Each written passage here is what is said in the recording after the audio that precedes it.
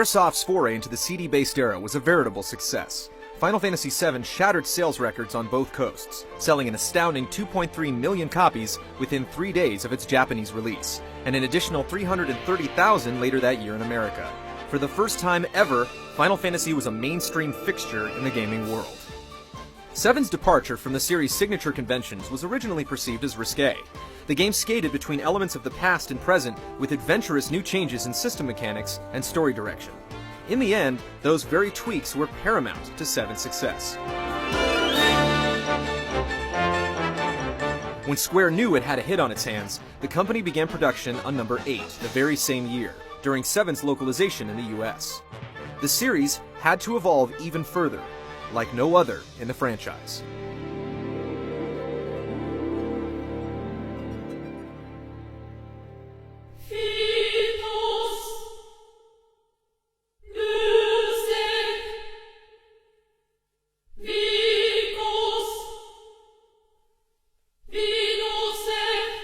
Final Fantasy VIII was released in Japan on February 11, 1999, September 7th in the States. Development had run continuously for nearly 2 years. Sakaguchi graced the project once more as the executive producer, while Kitase, Nomura, and Uematsu reprised their respective roles.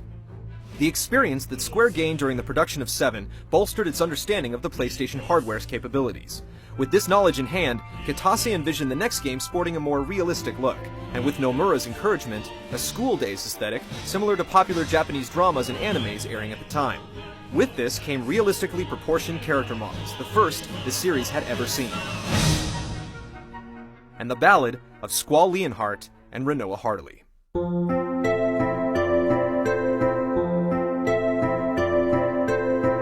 Final Fantasies typically put you in the company of rogues, rebels, and mercenaries, but VIII established players as one of the trainees of Balam Garden, a military academy managed by the watchful eye of Headmaster Cid. Squall, an introverted gunblade specialist, was one of the school's most promising students.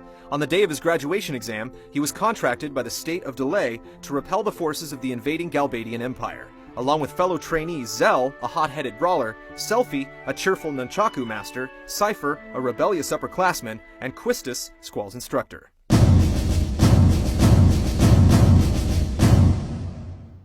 Squall's Galbadian encounter was the first of many. He eventually found himself under the commission of Rinoa, the spirited leader of an upstart rebellion group. Together, they become inextricably linked to the fate of Galbadia's leader, Sorceress Adia. A later objective called upon Squall and his unit, headlined by the romantic rifleman Irvine, to assassinate the sorceress. But when the plan goes awry, a plenitude of truths open themselves to Squall, prompting him to abandon all preconceived notions of the mission and his duty.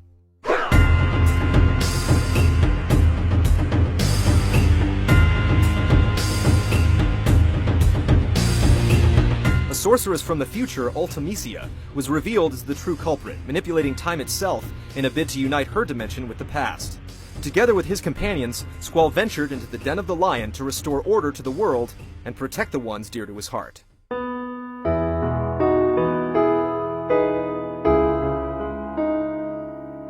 Final Fantasy VIII made bold new strokes in story and narration. The theme of love had always played a part in side stories prior, but for the first time, it was brought into the foreground as the main motivator for the protagonist's actions. It was, for all intents and purposes, a love story, with its cast of characters taking respective roles amid webs of tangled relationships.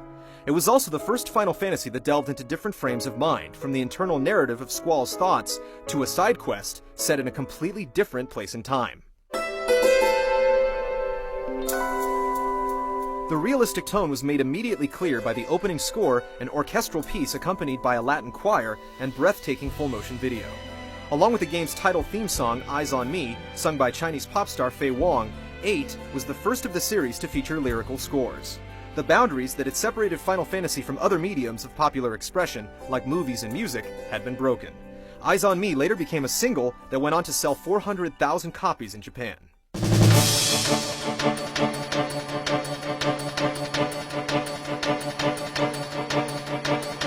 One of Squall's first outings pitted him against the fiery Ifrit, who wasn't known as a summon or esper, but as a GF, or guardian force. When these magical beasts were bested in combat, they became permanent additions to your party that could be equipped. GFs were powerful allies you could summon in battle, but outside of combat was where they were most useful, in the form of junctioning. the central feature of 8. Rather than pulling on armor with predetermined stats, players could assign magic siphoned from enemies, an action called drawing, and equip them to specific stats and attributes. Junctioning allowed for a great deal of customization and flexibility, bequeathing players all the elemental and status effect spells of the series at their beck and call.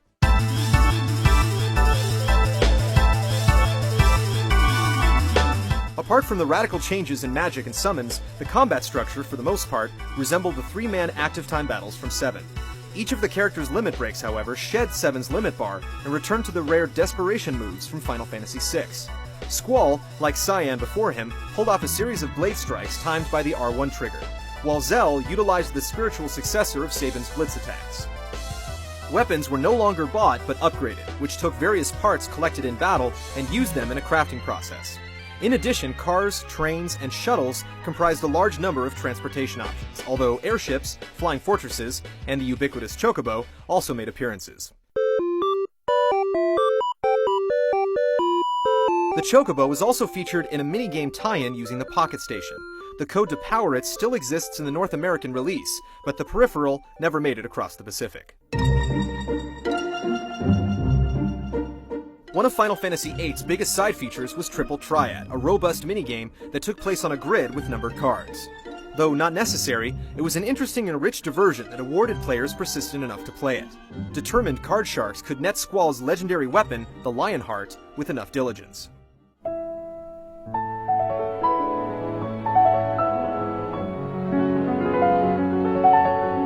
Riding the hype of its predecessor, Final Fantasy VIII's release in 1999 beat previous records set with 2.4 million copies sold in Japan, and in America, it became the best-selling game for 3 weeks after its debut in September. Critically, however, the game was received with mixed reactions. Most players and critics felt that the junctioning system was flawed and needlessly complicated, longing for the user-friendliness of 7's materia. Drawing magic from enemies was also cited as a repetitive task. Conversely, some embraced 8's bold system changes. Its storytelling remains amongst the most compelling the series has seen, and its following is one of the largest across the worldwide fanbase.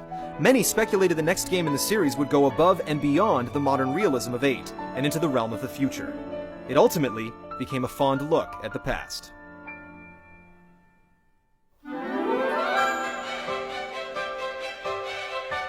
As the last Final Fantasy on the original PlayStation, Sakaguchi wanted it to be an adequate reflection on the series thus far. The concept they would end up using wasn't originally intended to be a part of the core franchise. While its early development began alongside 8, the plan was to release the game as an addendum so as not to conflict with the newer futuristic direction the series was heading for. In 1999, it was announced that the yet untitled project would indeed receive a Roman numeral. It was slated to come out in early 2000, but Square's biggest competitor, Enix, had just finished Dragon Quest VII. Square delayed its latest efforts several months to avoid a simultaneous release. They used the time for another marketing push of action figures and Coca-Cola commercials. These showed its next Final Fantasy would be both a striking departure and a faithful homage to the 8 games that preceded it.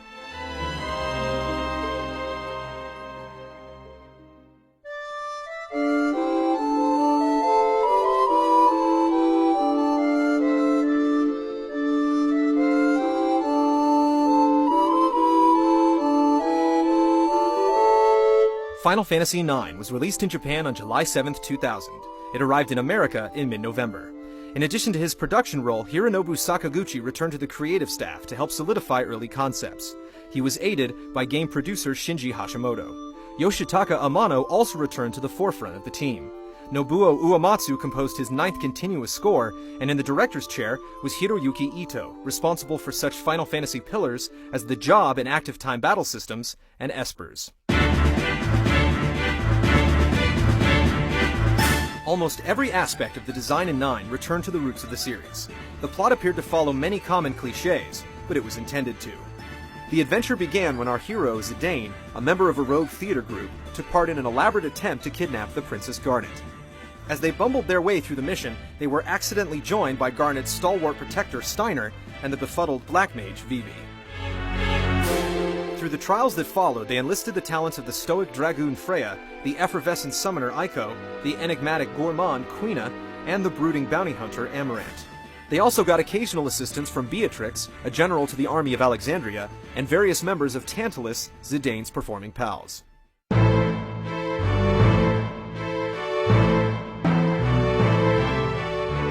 Cid got promoted to a royal position in 9 as the regent and ruler of Lindblum.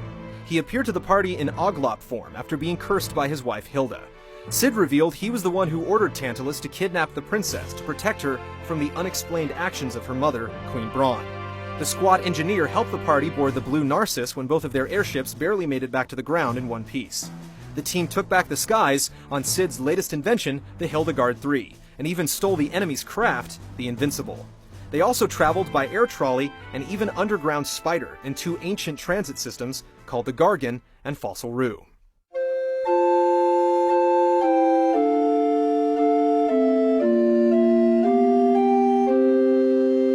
The plot in 9 was not only filled with numerous references to the 2 sprite generations, it almost felt like a direct sequel to the original NES adventure. It was revealed the story's fatalistic villain Kuja came from another world called Terra. To reach this dimension and discover its secrets, you had to travel to 4 elemental shrines. Their protectors, Malorus, Tiamat, Kraken, and Lich, are unmistakable allusions to the fiends from Final Fantasy I.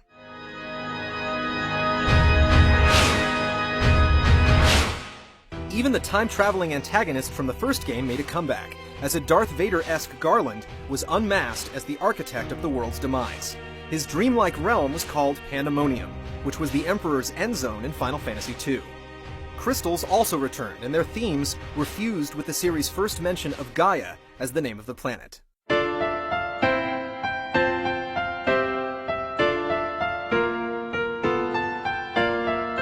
9 primarily dealt with its lead characters battling with issues of identity. Garnet had the weight of a kingdom on her inexperienced shoulders, and Vivi came to terms with his own creation and inevitable death. Even Kuja wrestles with intense feelings of powerlessness. In addition to conceptual reference, there are also many specific nods to its predecessors. Hilda bears a resemblance to the Final Fantasy II queen. Dagger dons a white mage's robe, the dwarves shout out a somewhat familiar greeting, the battle line went back to 4, and you could attempt to buy a number of classic trinkets at the Treno auction house, such as Yuna's mirror.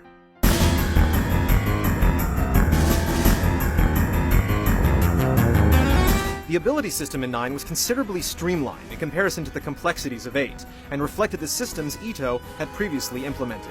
Much like with Espers, characters in 9 learned their abilities by equipping some sort of item that accrued ability points per battle. Once the skills were learned, the item could be swapped out and the character would still be able to use the ability. Any equipment slot now had the capacity to teach these talents, and they became usable by the character the moment the item was assigned. Items taught different characters varied abilities. Much like Final Fantasy IV, each hero in 9 was clearly intended for a particular job. Their personal traits reflected these roles. Some were shared by multiple characters, and some were unique. In addition, not all the abilities could be active at once, allowing the player to be more or less effective by assembling the proper combination of attributes for each upcoming task.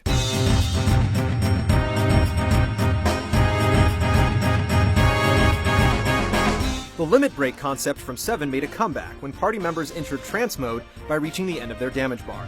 Zidane was the only warrior who could choose from a list of attacks while tranced, as the others received a brief boost, strengthening their attack power or allowing them to act more than once. Unlike limit breaks, these bonuses couldn't be saved and carried over to another encounter. Summons were dubbed Eidolons in 9, and their callers originated from a lost village, similar to Rydia's hometown in 4.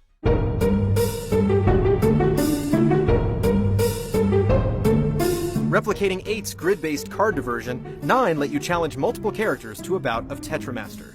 Unlike 8, the game within a game became a necessary objective that pit you against the sport's champion, Sailor Aaron. After you became the new Tetramaster, Aaron was revealed as the pilot of your first airship.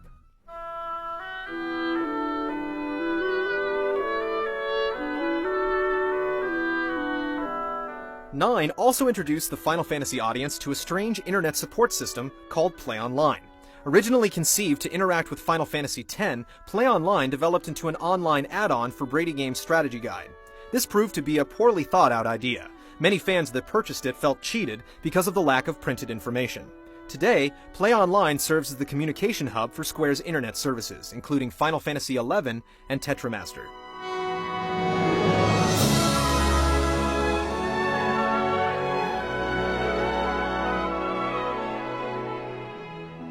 Although 9 received critical acclaim, it was faced with mixed feelings from fans. While elder players looked upon it with warm nostalgia, the younger set simply didn't get it. Nevertheless, Sakaguchi has stated several times that Final Fantasy IX is his personal favorite.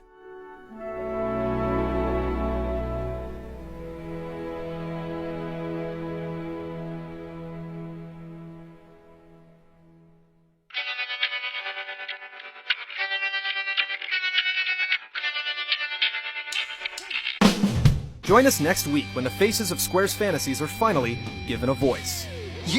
You understand me? And the only direct console sequel in the franchise makes its mark.